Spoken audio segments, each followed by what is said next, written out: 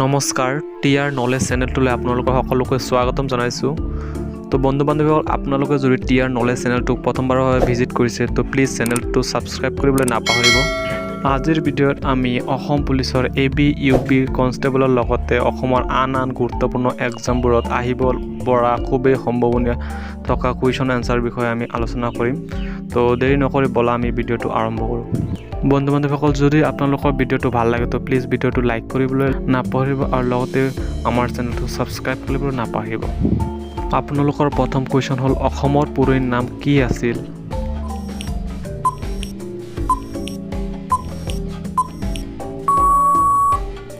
Answer B Kamrup.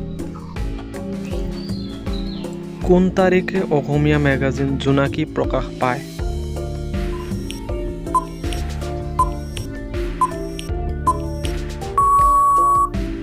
Answer B 1889 চনত। অসমৰ মুঠ মাটিকালি কিমান?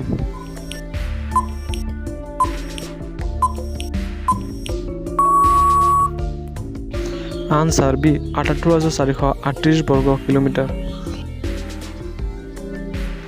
মাটিকালি হিচাপে অসমৰ আটাইতকৈ ডাঙৰ জিলাখনৰ নাম কি?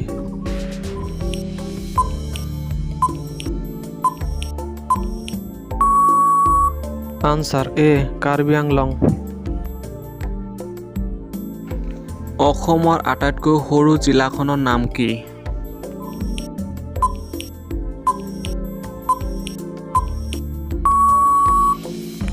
আনসাৰ চি দক্ষিণ হালমাৰা। মিজোৰামক কেতিয়া জিলা হিচাপে ঘোষিত কৰা হয়?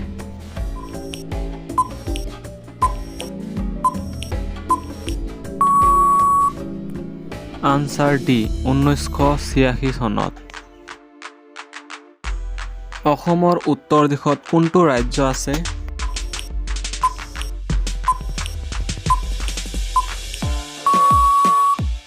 আনসাৰ ডি এ আৰু বি দুয়ো। অসমৰ আটাইতকৈ ডাঙৰ উপত্যকা কোনটো?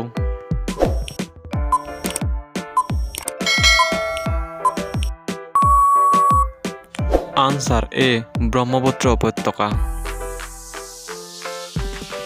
তলৰ কোনটো নদী নগা পাহাৰৰ পৰা উৎপত্তি হৈছে?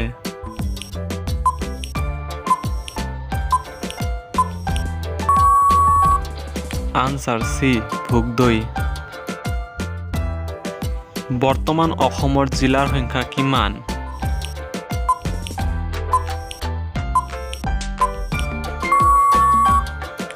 Answer D 33খন।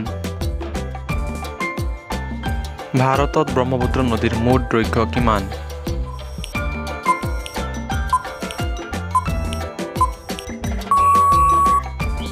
Answer A 916 kilometre. কোন চনত অসমৰ ৰাজধানী শ্বিলঙৰ পৰা দিছপুৰলৈ স্থানান্তৰ কৰা হয়?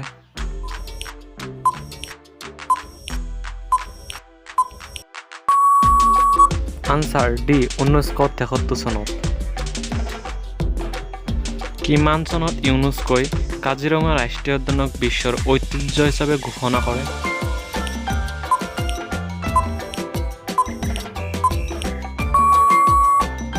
আনসাৰ বি 1985 চনত। অসমৰ প্ৰথম থিয়েটাৰটোৰ নাম কি আছিল?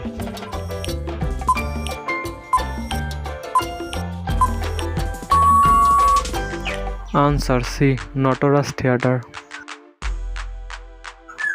অসমৰ প্ৰথম শিশু ছবিখনৰ নাম কি?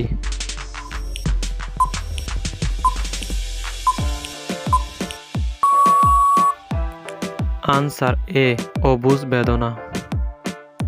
বন্ধু বান্ধৱীসকল, আজিৰ ভিডিঅ'ত এইখিনিয়ে আছিল। পুনৰ লগ পাম এটা নতুন ভিডিঅ'ত। যদি আপোনালোকৰ ভিডিঅ'টো ভাল লাগে তো প্লিজ ভিডিঅ'টো লাইক কৰিবলৈ নাপাহৰিব আৰু মোৰ চেনেলটো ছাবস্ক্ৰাইব কৰিবলৈ নাপাহৰিব।